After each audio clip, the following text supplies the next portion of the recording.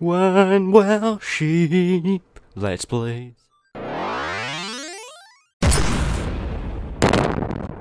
Hello everyone and welcome to an interesting new game. This is Sonic before the sequel.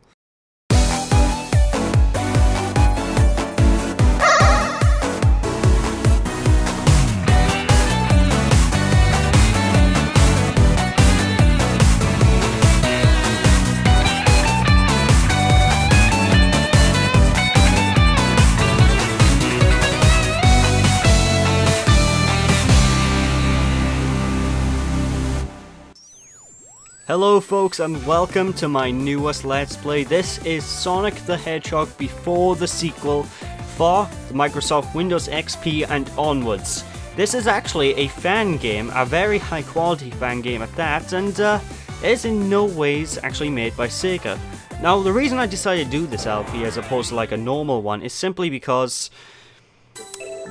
the normal Sonic games I want to do LPs of, I want to go through some quality testing with them first, so I thought this will be a nice thing to tie you guys over for the meantime. But first things first, let's check a look at the options here. You'll notice that this game has cutscenes and the resolution is quite low.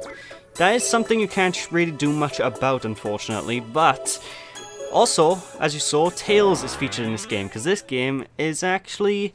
It takes place before Sonic the Hedgehog 2. It's actually the prequel to Sonic 2 in, well, what the fan creator actually believed would be similar.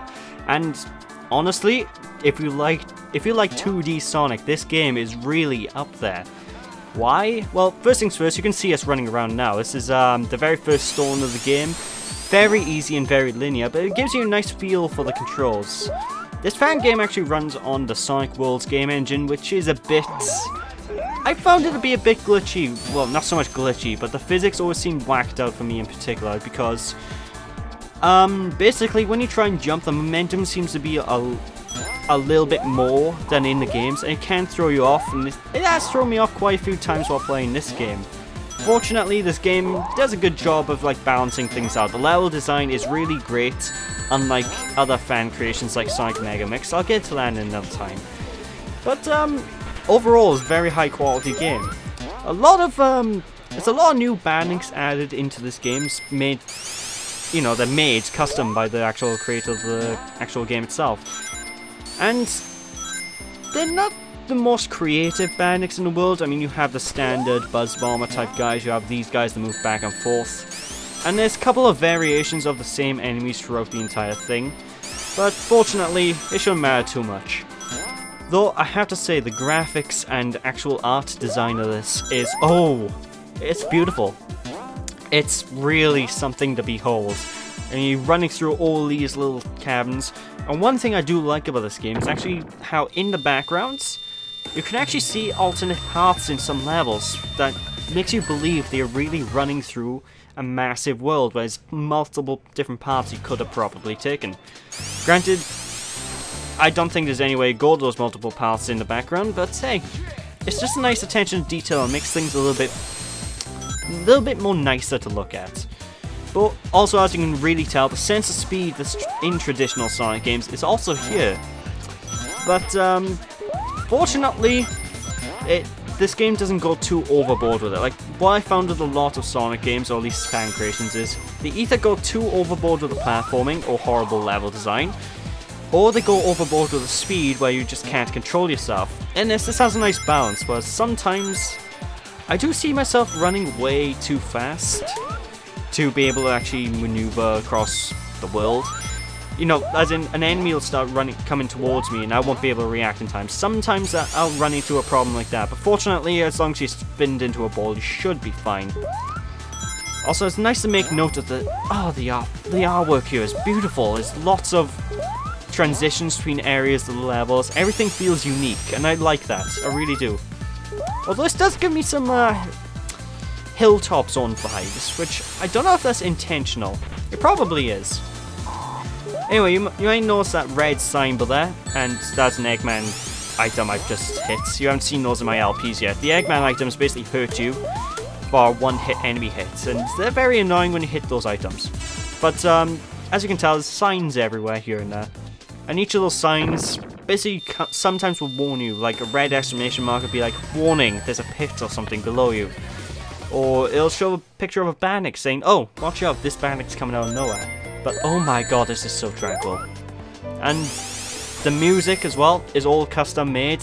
A lot of the songs are actually remixes of, whoa, I don't know what the hell happened there. A lot of songs are actually remixes of classic Sonic songs, but it's done so well. And it goes to show that the soundtrack is well made, because the actual creator has actually got a download link on the website for this game, for the soundtrack with it. We'll be hearing more of the soundtrack as we go through, and it's just a lot of references, a lot of nooks and crannies you can go through, and the level design is just beautiful. Bloody mortar bugs, I hate those things. But as time goes on, as you can see, long stretch of speed here. The speed aspect will go away a bit more in later levels, as you'd expect, because it'll be a bit more challenging. But the age-old design of Sonic the Hedgehog, you know, play good to be fast, is very present in this. And that there is a special ring. Every third act or every final act of a zone, the special ring will appear. When you jump into it, you'll be sent into a special stage where I'm only really going to show twice in this LP. Because these special stages, they're nothing, you don't get any reward from. The Chaos Emeralds are actually already obtained, because this takes place right after Sonic 1. So you already have 6 of the 7 emeralds. What about the 7th emerald? Well, we'll find it later on. Don't worry about that. But yeah, basically the gist of these are basically you need to collect all the rings inside this giant tube. Every time you get 100 rings, you get an extra life. And that's the only reason you do it. This is basically an easy way to get extra lives. It's useful, mind you, especially in later levels where a couple of issues will crop up.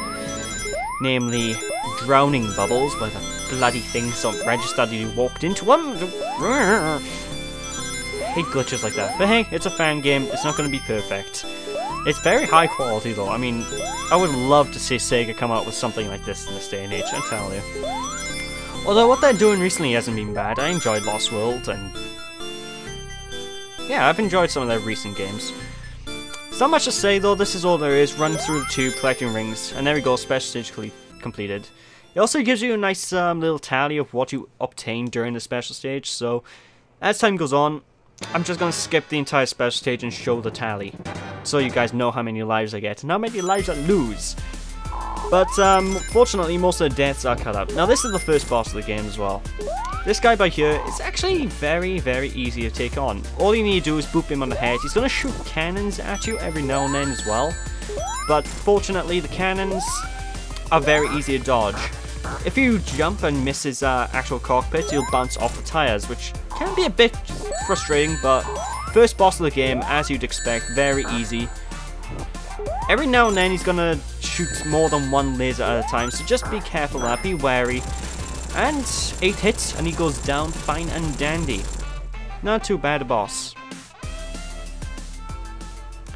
Also, one thing I'd also have to make note of is the actual end stage music. It's actually a remix from the end stage music from Sonic CD.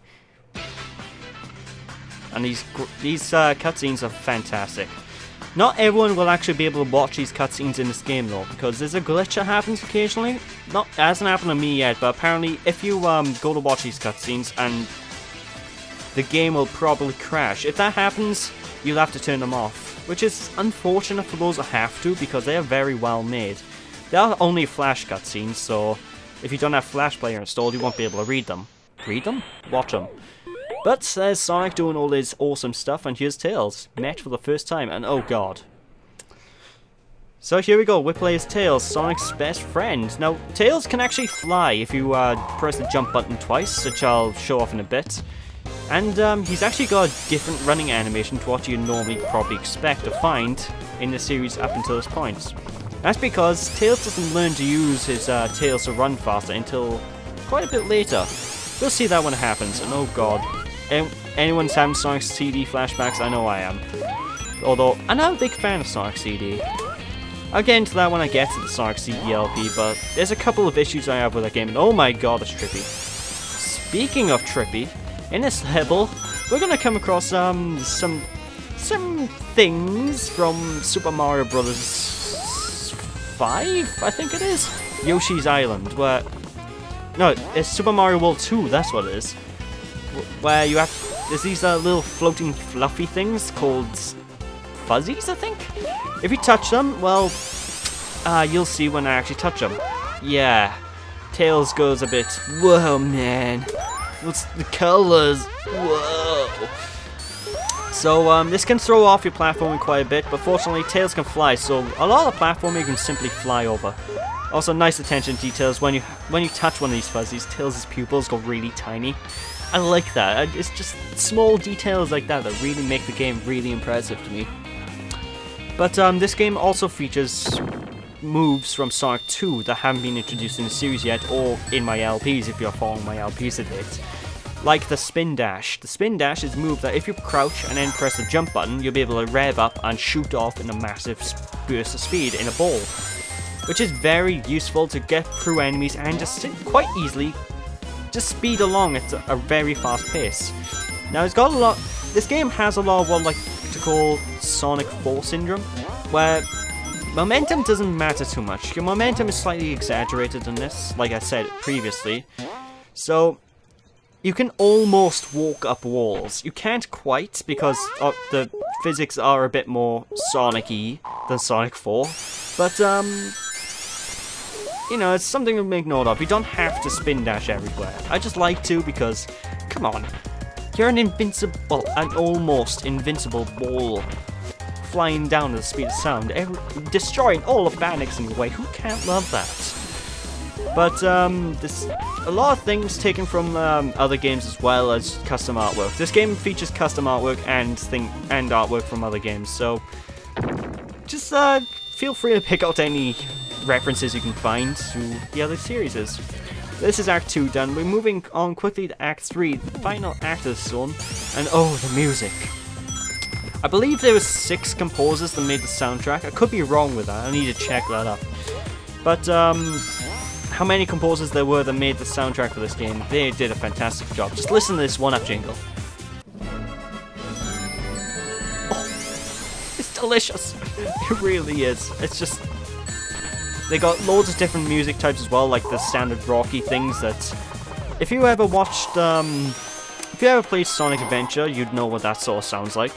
They got soundtracks like orchestrated, sort of Mario type stuff, like at one point... Actually in this level, dubstep as well, because one thing I like about some of the levels in this game is the music is actually very dynamic. For example, now that we touched the fuzzies and got dizzy, or whatever it is, we heard the dubstep version of the song play at the exact same speed, and I love it when games do this sort of dynamic music.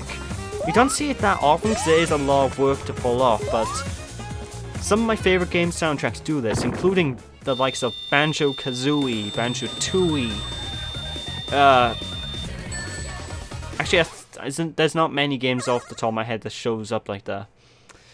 But they are all some when they do it. Also, special stage music is directly ripped from other games. I don't think there's any original tracks in the special stages. I could be wrong, but I'm pretty certain that every track is ripped from another game. Mostly Sonic games, so... Although, every now and then I'll come across a track that I'm not sure about, but... I don't know. Although, any of you has played the game before 2012 and are watching this right now, and are wondering, hold on, the music's different. That's because the 2012 version of this game, which is the final version I must add, actually adds all this music. All the previous versions before the 2012 version actually used standard game rips, which, to each your own, people like them. I don't mind the game rips they chose. They're all well done. Don't know half the games they came from, mind you, but they're well done. But, yeah, special stage completed. We've got an extra life. Notice how we got 6 extra lives. Yeah, that's not going to last too long, because later on, whenever you load up save file, it has the Mario syndrome, as I like to call it, where your lives get stuck on 3, and it's very annoying.